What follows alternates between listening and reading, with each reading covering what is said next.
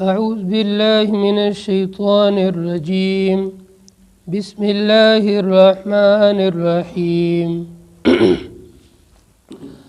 With طائفة من أهل الكتاب لو يضلونكم وما يضلون إلا أنفسهم وما يشعرون يا أهل الكتاب لم تكفرون بآيات الله يا أهل الكتاب لم تكفرون بآيات الله وأنتم تشهدون۔ پچھلی آیات کے اندر اللہ تبارک و تعالیٰ نے یہود کی ضلالت اور گمراہی کو بیان فرمایا تھا کہ یہود جو عیسیٰ علیہ عزیر علیہ السلام کو اللہ کا بیٹا مانتے تھے، اور عیسائی حضرت مسیح عیسیٰ ابن مریم کو اللہ کا بیٹا مانتے تھے، تو یہود و نصارہ دونوں گمراہ ہو گئے۔ آج کی تقریباً 10 آیات کے اندر اللہ تبارک و تعالی ان اہل کتاب کی کج روی، ان کی خیانت اور ان کی تکذیب کو بیان فرماتے ہیں۔ سب سے پہلے تو ان کی کج روی کو بیان فرمائیں گے کہ یہ خود تو گمراہ ہے ہی، ان کی دلی چاہت یہ ہے کہ یہ امت محمدیہ کے اندر جو لوگ شامل ہو کر کے حق راستے پر چل رہے ہیں ان کو بھی حق راستے سے ہٹا کر گمراہی پر لے آئیں، اور پھر ان کی خیانت کو ذکر کرتے ہیں۔ یہود و نصارہ سمجھتے ہیں کہ ہم اہل کتاب علم والے ہیں، اور یہ جو اہل عرب ہے نا، یہ ان پڑھ و جاہل لوگ ہیں۔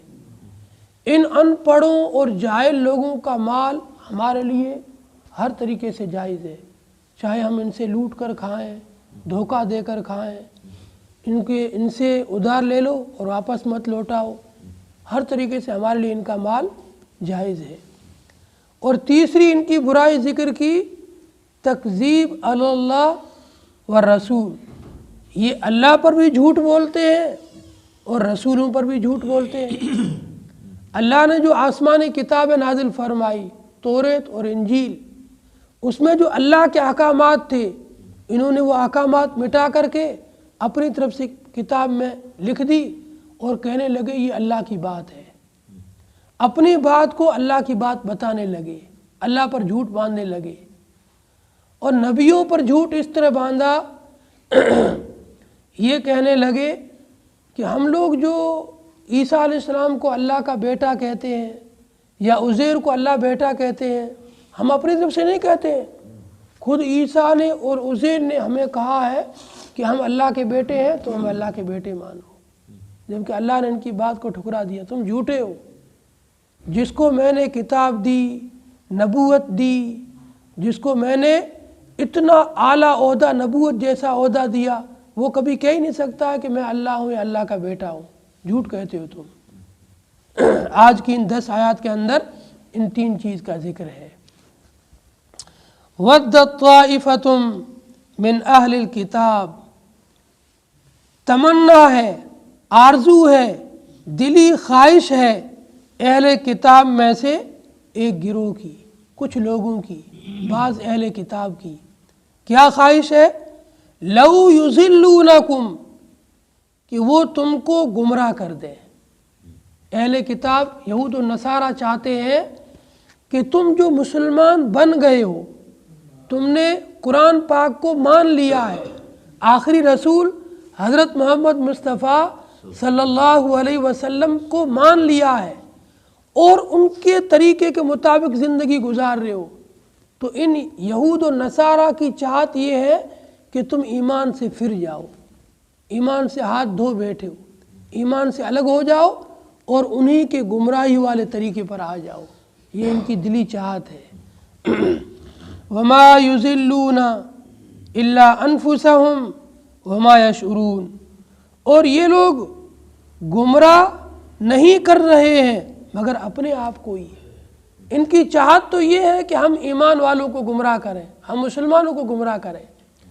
مفسرین نے یہاں پر لکھا ہے کہ حضرت معاذ بن جبل، حضرت حذیفہ بن یمان، حضرت عمار بن یاسر، یہ لوگ جب ایمان میں داخل ہوئے تو یہود کے ایک قبیلے نے اور یہود کے کچھ لوگوں نے آ کر کے ان سے دوستی کرنی چاہیے اور ان سے کہا کہ ہمارا طریقہ بہت اچھا ہے۔ ان لوگوں کو ایمان سے ہٹا کر کے یہودیت اور نصرانیت کی طرف مائل کرنا چاہا، تو اللہ نے یہ آیت اتار دی اور ایمان والوں کو چوکنا کر دیا، ایمان والوں کو متنبہ کر دیا کہ دیکھو ان یہود کی اور نصارہ کی باتوں میں مت آنا، یہ تو چاہتے ہیں کہ تمہیں جو حق راستہ ملا ہے، تمہیں جو صحیح راستہ ملا ہے، اس صحیح راستے سے، اس حق راستے سے ہٹا کر کے گمراہی پر لے جائیں، کہ ان کی باتوں میں مت آنا۔ وَدَّتْ طَائِفَةٌ مِّنْ أَهْلِ الْكِتَابِ، اہل کتاب میں سے ایک گروہ چاہتا ہے کہ وہ تم کو گمراہ کر دے، وہ گمراہ نہیں کر رہا ہے مگر اپنے آپ کو ہی، اور انہیں احساس ہی نہیں ہے، وہ سمجھتے ہی نہیں ہیں۔ یہ اپنے آپ کو کیسے گمراہ کر رہے ہیں؟ اس گمراہی کا وبال ان پر ہوگا۔ یہ جو کوشش کر رہے ہیں نا کہ ہم لوگوں کو گمراہ کر دیں، سیدھے راستے سے ہٹا دیں، اس کا جو عذاب ہوگا، اس کی جو پکڑ ہوگی، اس کی جو سزا ہوگی، اس کا جو وبال ہوگا، وہ ان یہود پر اترنے والا ہے، ان پر آنے والا ہے۔ یا اہل الکتاب لما تکفرون بآیات اللہ وانتم تشہدون، اے اہل کتاب یہود و نصارہ، تم کیوں انکار کرتے ہو اللہ تعالیٰ کی آیات کا؟ اللہ تعالیٰ نے توریت کے اندر اور انجیل کے اندر جو ان اہل کتاب یہود و نصارہ کی کتابیں تھیں، ان میں حضرت محمد مصطفیٰ صلی اللہ علیہ وسلم کی صفات کو بیان کیا۔ آخری نبی، اس کا نام ہوگا محمد، اس کا نام ہوگا احمد، وہ یثرب کے علاقے میں پیدا ہوگا جہاں پر کھجوروں کے درخت بہت ہوں گے، جہاں پر گرمی بھی جو ہے سردی کا جو موسم اعتدال پر رہے گا۔ اسی طریقے سے بہت ساری صفات بیان فرمائی، پھر حلیہ بھی بیان فرمایا۔ اس کے بال گھنگرالو ہوں گے، اس کی آنکھیں سرمگی ہوگی، اس کے ہونٹ بالکل باریک اور لال ہوں گے، اس کا چہرہ خوبصورت ہوگا، اس کا قد و قامت اتنا ہوگا کہ جب کسی کے مجمع میں کھڑا ہوگا تو اس سے اوپر کوئی نہیں دکھے گا، سب سے اوپر وہی ہوگا۔ ایسے آپ کے کچھ اوصاف بیان فرمائے توریت اور انجیل کے اندر، اور ان یہود و نصارہ نے اپنی کتابوں کو پڑھ کر کے اچھی طرح جان لیا کہ آخری نبی اس علاقے میں پیدا ہوگا، یہ نام ہوگا، اس کا خاندان یہ ہوگا، وہ اس کا ایسا ایسا حلیہ ہوگا۔ سب کچھ جاننے کے بعد جب وہ نبی آ گیا تو انکار کر دیا۔ ایسے ضدی اور ہٹ درم تھے، بس ہمارے خاندان سے کیوں نہیں آیا، ہمارے قبیلے سے کیوں نہیں آیا، ہمارے خاندان کو چھوڑ کر دوسرے خاندان میں کوئی بڑا آدمی پیدا ہو جائے، یہ ہمیں برداشت نہیں ہے۔ انسان کے اندر ایک اہنکار ہوتا ہے، ایک تکبر اور ضد ہوتی ہے، بس میرا بیٹا، میرا پوتا، میرا نواسا، میرا خاندان ہی اوپر ہو اور ہم کھاتے پیتے ہو، باقی کوئی بھی ابھر کر اوپر آ جائے یہ ہمیں برداشت نہیں ہے۔ آج بھی ایسے لوگ ہیں، بس میں اور میرا بیٹا ہی، ہمارا نام چلنا چاہیے، سکہ چلنا چاہیے، تیسرا کوئی آدمی پیدا ہوگا ہمارا چاہے لاکھوں کا نقصان ہو جائے لیکن اس کا نقصان ضرور کرنا ہے۔ یہی حال تھا ان اہل کتاب کا۔ یا اہل الکتاب، اے اہل کتاب، لما تکفرون بآیات اللہ، کیوں تم انکار کر رہے ہو اللہ کی آیات کا؟ اللہ نے تو اپنی آیات میں اپنے آخری نبی اور اپنے آخری رسول کا ذکر کیا، ایک ایک چیز کو بتلایا، تم جان کر بھی انکار کر رہے ہو۔ وَأَنْتُمْ تَشْهَدُونَ، جبکہ تم جانتے ہو، تم اس کو پڑھتے ہو، تم گواہی دیتے ہو، سب کچھ تمہیں پتہ ہے، پھر بھی انکار کر رہے ہو۔ یا اہل الکتاب، اے اہل کتاب، لما تلبسون الحق بالباطل، کیوں تم ملا رہے ہو سچ کے ساتھ میں جھوٹ کو؟ الحق کا یہ اللہ کی طرف سے اتاری ہوئی سچائی تھی جو اللہ نے اتاری تھی، ان یہود و نصارہ نے اپنی طرف سے اس سچائی کے ساتھ میں باطل اور جھوٹ کو ملایا۔ اسی کو تحریف بالکتب کہتے ہیں، انہوں نے آسمانی کتابوں میں تعریف کر دی۔ مفسرین لکھتے ہیں جمہور اہل سنت والجماعت کا موقف یہ ہے آسمانی کتابوں کے اندر قرآن کے علاوہ جتنی بھی آسمانی کتابیں تھیں، توریت، زبور، انجیل، ان سب کے اندر ان لوگوں نے، اہل کتاب ہی کے لوگوں نے لفظی اور معنوی دونوں طرح کی تعریف کر دی۔ لفظی تعریف تو یہ تھی، اللہ نے پیچھے سورہ بقرہ میں فرمایا کہ یہ یہود اپنے ہاتھوں سے کتاب کو لکھتے ہیں اور پھر کہتے ہیں من اللہ، یہ کتاب، یہ حکم اللہ کی طرف سے ہے۔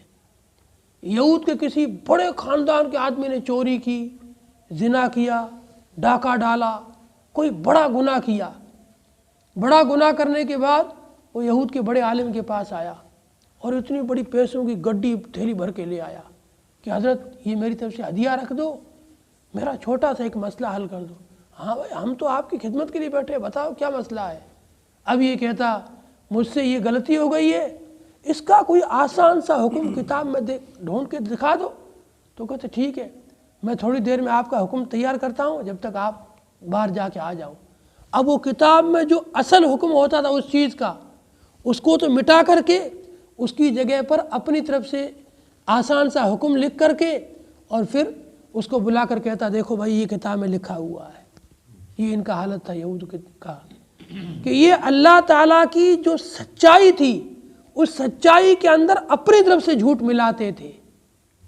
اللہ نے تو وہاں پر حکم صحیح لکھا تھا کہ زنا کا یہ حکم ہے، چوری کا یہ حکم ہے، ڈاکے کا یہ حکم ہے، دوسروں کا حق مارنے کا یہ حکم ہے، دوسروں کی ماں بہن بیٹی پر جھوٹے الزام لگانے کا یہ حکم ہے، دوسروں کے مال ہڑپنے کا یہ حکم ہے، ہر چیز کا صحیح سے حکم لکھا تھا۔ لیکن یہ لوگ تھوڑے سے دنیا کے خاطر، تھوڑے سے پیسوں کی خاطر یا عہدوں کے خاطر اللہ کے اس حکم سچائی کو ہٹا کر کے اس کی جگہ جھوٹ رکھ دیتے تھے، تو سچائی کے ساتھ میں جھوٹ ملاتے تھے۔ اسی کو اللہ نے فرمایا یا اہل الکتاب، اے اہل کتاب یہود و نصارا، لما تلبسون الحق بالباطل، کیوں ملاتے ہو تم سچائی کے ساتھ میں جھوٹ کو۔ الحق کے معنی سچائی، بالباطل کے معنی جھوٹ، سچائی کے ساتھ میں جھوٹ کو۔ وَتَكْتُمُونَ الْحَقَّ، اور تم حق بات کو چھپاتے ہو، وَأَنْتُمْ تَعْلَمُونَ، جبکہ تم جانتے ہو۔ ان کو سب پتا تھا، یہ پڑھے لکھے تھے، زنا کا کیا حکم ہے، چوری کا کیا حکم ہے، جھوٹ کا کیا حکم ہے، تہمت کا کیا حکم ہے، نماز چھوڑنے کا کیا حکم ہے، روزہ چھوڑنے کا کیا حکم ہے۔ ایک ایک چیز صحیح لکھی ہوئی تھی، اس کو مٹا کر کے اپنی طرف سے لکھ دیتے تھے، جھوٹ گھڑتے تھے۔ وقالت طائفة من اہل الکتاب آمنوا بالذی انزل علی الذین آمنوا وجہ النہار واکفروا آخرہ لعلہم یرجعون۔ ایک اور یہود کی خطرناک برائی، یہود کہتے تھے، ان کے جو بڑے بڑے یہودیوں کو علماء، انہوں نے ایک مشورہ کیا کہ ہم لوگ ایمان والوں کو کیسے گمراہ کر سکتے ہیں، تو اپنے ایک تدبیر کرتے ہیں، ایک سازش کرتے ہیں۔ صبح کے وقت میں اپن بھی محمد صلی اللہ علیہ وسلم کے پاس جا کر کے ان کے ہاتھ میں ہاتھ دے کر ایمان قبول کر لیں گے اور سب لوگوں کو بتائیں گے آپ کا دین بہت اچھا ہے، ہم لوگ ایمان میں داخل ہو گئے، آپ کے ساتھ ہیں۔ اور شام کے وقت پہ اپن سب کافر بن جائیں گے، انکار کر دیں گے کہ یار ہم تو تمہارے دین میں داخل ہوئے، جب ہم نے تمہاری کتاب کو پڑھا اور تمہارے نبی کے بارے میں پڑھا تو ہمیں تو بہت زیادہ اس میں غلط نظر آیا، کوئی اچھائی دکھی نہیں ہمیں، اس لیے ہم نے چھوڑ دیا۔ تو جو نئے مسلمان ہوں گے یا کمزور مسلمان ہوں گے وہ سمجھیں گے وہ اتنے بڑے یہود کے عالم، بہت سلجھے ہوئے اور شریف اور سیدھے آدمی، یہ سب ایمان میں داخل ہوئے، مسلمان بنے، لیکن جب انہوں نے اپنے اسلام کا، قرآن کا، نبی کا مطالعہ کیا تو اس سے متنفر ہو گئے اور وہ ایمان سے پھر گئے۔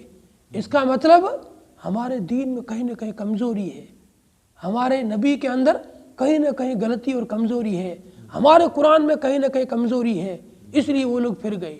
تو وہ لوگ بھی ایمان میں کمزور پڑ جائیں گے یا ایمان سے ہٹ جائیں گے۔ یہ یہود نے ایک سازش رچی ایمان والوں کو قرآن سے، نبی سے، ایمان سے دور کرنے کے لیے، لیکن اللہ نے فوراً قرآن میں یہ آیت اتار کر کے بتلا دی کہ یہ یہودیوں کی سازش ہے، اس سازش کا شکار مت ہونا۔ یہ صبح کو ایمان میں داخل ہوں گے اور شام کو ایمان سے پھر کر کے مرتد ہو کر کے کفر کو اختیار کر کے پھر ایمان کی، قرآن کی، نبی کی برائی کریں گے۔ ان کی کوئی بات مت ماننا، ان کی باتوں میں کوئی نہ آنا۔ وقالت طائفۃ من اہل الکتاب، اہل کتاب میں سے ایک گروہ اور ایک جماعت نے کہا، آمنوا بالذی انزل علی الذین آمنوا، ایمان لے آؤ ان چیزوں پر جو اتاری گئی ہے ایمان والوں پر، یعنی قرآن پر، قرآن پر ایمان لے آؤ۔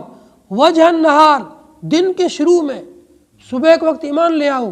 وَاکْفُرُوا آخِرَہُ، اور دن کے آخر میں اس کا انکار کر دو۔ صبح کو ایمان لے کے آؤ، شام کو واپس کافر بن جاؤ۔ لَعَلَّهُمْ يَرْجِعُونَ، شاید کہ اس عمل سے یہ ایمان والے ایمان سے پھر جائیں۔ جب ہم یہ عمل کریں گے نا تو ایمان والے دیکھیں گے اتنے اچھے پڑھے لکھے شریف لوگ ایمان میں آئے تھے، واپس کافر بن گئے، اس کا مطلب ہمارے دین میں کوئی کمزوری ہے، یہ لوگ یہاں پر جمے کیوں نہیں۔ وَلَا تُؤْمِنُوا إِلَّا لِمَنْ تَبِعَ دِينَكُمْ، یہود نے کہا بس تمہیں تو انہی کی پیروی کرنی ہے جو تمہارے دین پر ہے، جو یہودیت سے ہٹ کر ہے، کتنا ہی اچھا دین ہے، اس کو اپن کو نہیں ماننا ہے، اپنے کو یہودیت پر جم کے رہنا ہے، چاہے وہ منسوخ ہو چکی ہو، چاہے وہ دین ختم ہو چکا ہو، اللہ نے نئی شریعت اتار دی، نئی کتاب اتار دی، نیا نبی اتار دیا، ہم پھر بھی قبول نہیں کریں گے، اسی پہ جمے رہیں گے۔ یہ یہودیوں کے بڑے بڑے علماء یہودیوں کو نصیحت کرتے تھے۔ وَلَا تُؤْمِنُوا، اور تم نہ ماننا، ایمان نہ لانا، إِلَّا لِمَنْ تَبِعَ دِينَكُمْ، مگر اسی پر جو تمہارے دین اور تمہاری شریعت کی پیروی کرے۔ قل، اے نبی جی آپ فرما دیجئے، ان الہدیٰ ھدی اللہ، بے شک ہدایت تو اللہ کے ہاتھ میں ہے۔ اللہ نے فرمایا یہودی کتنی بھی سازشیں کرے، جو ایمان والے ایمان میں داخل ہو چکے ہیں، جب تک اللہ کی مرضی نہیں ہوگی یہ لوگ ایمان کو چھوڑ نہیں سکتے ہیں۔ تم کتنی سازشیں کرو، کتاب کی برائی کرو، نبی کی برائی کرو، نبی کے اوصاف کو چھپاؤ، قرآن کے اوصاف کو چھپاؤ، اسی طریقے سے صبح ایمان میں داخل ہو کر شام کو منکر ہو جاؤ، پھر برائیاں کرو، لیکن جن کے دل کو اللہ نے ایمان کے لیے کھول دیا اور ایمان کی توفیق دے دی، وہ تو بھائی ایمان سے پھر نہیں سکتے ہیں۔ قل، اے نبی جی آپ کہہ دیجئے، بے شک ہدایت تو اللہ کی ہدایت ہے، اللہ کے ہاتھ میں ہے۔ ان یؤتی احد مثل ما اوتیتم او یحاجوکم عند ربکم، ان یؤتی احد مثل، یہ کہ دیا گیا کسی کو اسی کے مانند جو تم کو دیا گیا۔ یہود کو یہ حسد تھا، یہ بغض تھا، یہ ضد اور عناد تھی کہ اہل کتاب تو ہم تھے، شریعت ہماری چلتی تھی، حکم ہمارا چلتا تھا، اب یہ نیا نبی، نئی کتاب، نئی شریعت، یہ ان کو کیوں مل گیا، یہ ہم نہیں مانیں گے۔ نبوت ہمارے اندر تھی، اللہ تعالیٰ نے یہودیت کے اندر نبوت کو رکھا تھا، کئی سینکڑوں نبی یہودیوں میں پیدا ہوئے۔ یہودی حضرت ابراہیم علیہ السلام کی اولاد میں سے ہیں۔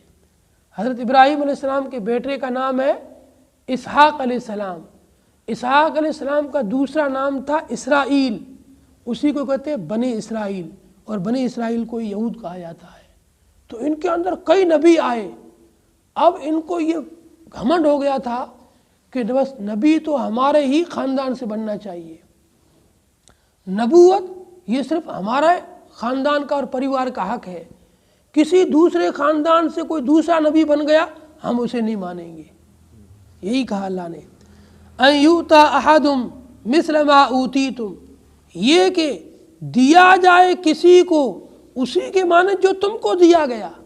یہ یہود کہتے تھے بھائی کتاب تم کو دی گئی تھی، نبوت تمہارے درمیان میں تھی، اب یہ بنی اسماعیل میں سے نبی بن گیا، اس پر کتاب اتر گئی، یہ ہم کیسے مانیں گے۔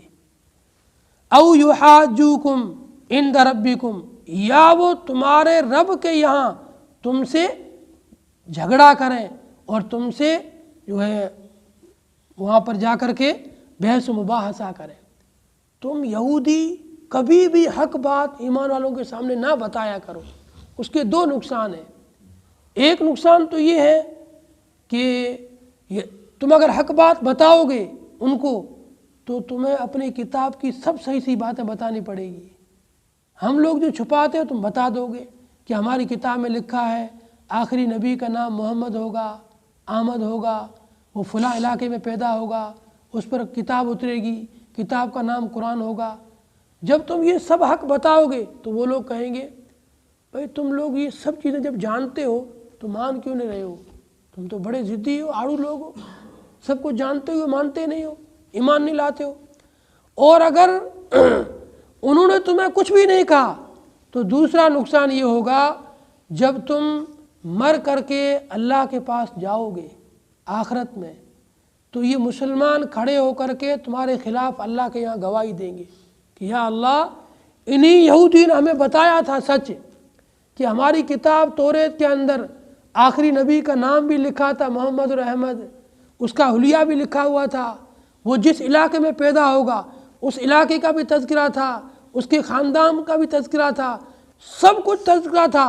انہوں نے آخری نبی کو جان لیا تھا، صرف ضد، ہٹ درمی، تکبر کی وجہ سے ٹھکرایا انہوں نے، تو یہ تمہارے خلاف گواہی دیں گے۔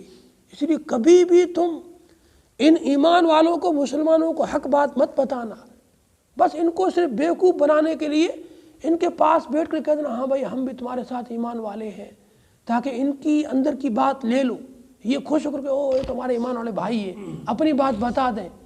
تم اپنے اندر کی بات کبھی ان کو مت بتانا۔ یہ یہودی بڑے بڑے اپنے یہودیوں کو نصیحت کرتے تھے۔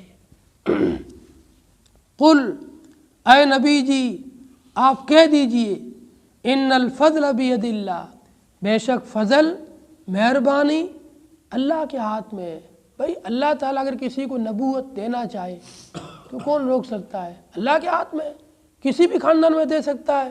ضروری تھوڑی کہ وہ یہودیت کے اندر ہی نبوت کو رکھے یا بنی اسرائیل ہی کے اندر نبیوں کو پیدا کرے، بنی اسرائیل سے ہٹ کر کے دوسرے کسی خاندان میں نبی آ ہی نہیں سکتا ہے، ایسا نہیں ہو سکتا ہے۔ بھائی کوئی آدمی یہ دعویٰ نہیں کر سکتا ہے کہ بس میرے ہی خاندان سے دنیا میں عالم پیدا ہو، حافظ پیدا ہو، ایسا نہیں ہے۔ علم کو اللہ نے ایک اپنی نعمت ہے، اللہ کی نعمت ہے علم۔ جو اپنے دل کے اخلاص کے ساتھ میں اللہ سے اس نعمت کو طلب کرے گا اللہ اس کو عطا کرے گا۔ اور کبھی کبھی اللہ تعالیٰ علم لدنی اپنے مخصوص بندوں کو تقوی اور طہارت کی بنا پر عطا فرمایا کرتا ہے۔ تو یہ اللہ کا فضل ہے، علم، نبوت، ایمان، اللہ جس کو چاہے دے دے، جس کو چاہے محروم کر دے۔ اس میں کوئی کسی ملنے پر کوئی اللہ پر اعتراض نہیں کر سکتا ہے کہ اللہ نے اس کو کیوں دیا ہے۔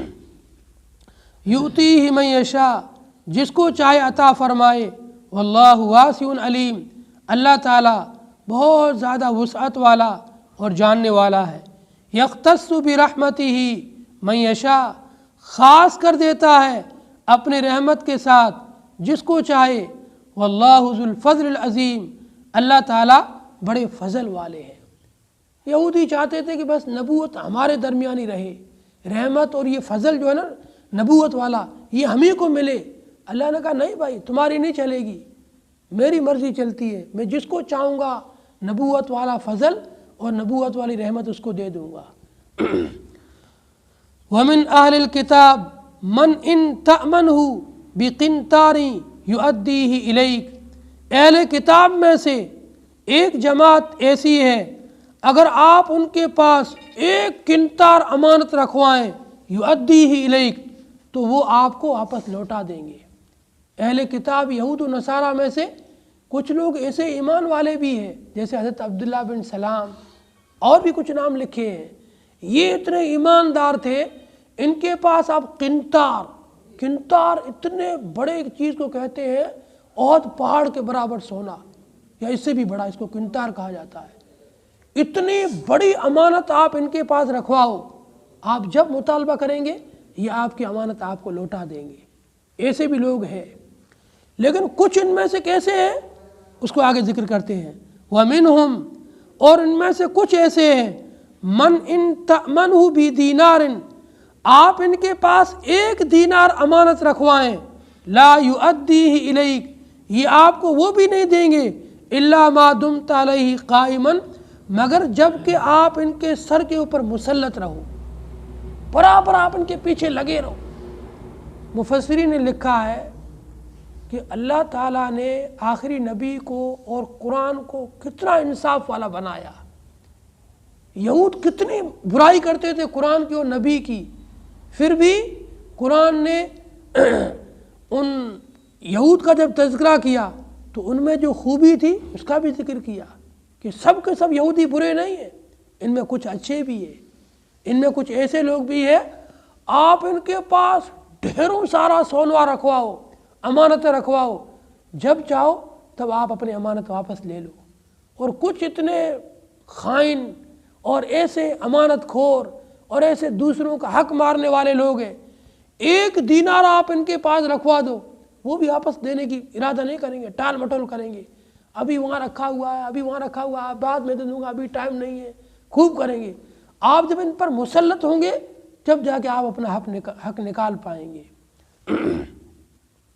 ذالک بانہم قالوا، وہ اس لیے کہتے ہیں یہ اہل کتاب، لیس علینا فی الامیین سبیل، ہمارے اوپر ان ان پڑھ لوگوں کے مال کھانے میں کوئی بھی برائی نہیں ہے، ہم اگر ان ان پڑھ لوگوں کا مال کھا جائیں تو کچھ برائی نہیں ہے۔